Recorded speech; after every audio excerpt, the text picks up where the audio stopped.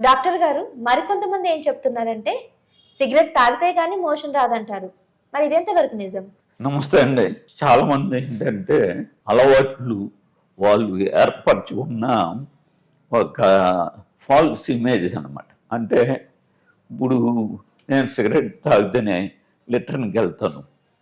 లేకపోతే సిగరెట్ తాగితేనే నాకు మంచి ఐడియాస్ వస్తాయి. నాకు సిగరెట్ తాగితేనే నాకు బ్రెయిన్ పనిచేస్తుంది. నాకు సిగరెట్ తాగితేనే నా మంచి రిలాక్సింగ్ మంచి హ్యాపీనెస్ వస్తుంది అన్న ఉద్దేశంతో వీళ్ళు కొంతమంది ఆ విధంగా ఫిక్స్ అయిపోతారు అన్నమాట. ఆ విధంగా ఫిక్స్ అయిపోయిన వాళ్ళు ఏంటంటే దాన్ని రిపీట్ చేస్తూ ఉంటారు.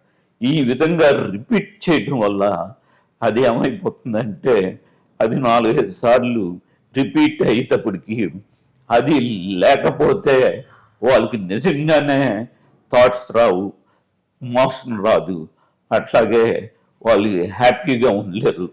కాబట్టి బానిస అంటే ఎడిక్షన్ అంటే ఈ విధంగానే ఎడిక్షన్ అవుతుంది. కాబట్టి వీళ్ళందరూ కూడా ఎడిక్టెడ్ పీపుల్ అందరూ కూడా ఈ విధంగా ఆలోచించడం అనేది, ఈ విధంగా చెప్పడం అనేది జరుగుతూ ఉంటుంది. కానీ ఇది అంత నిజం కాదు.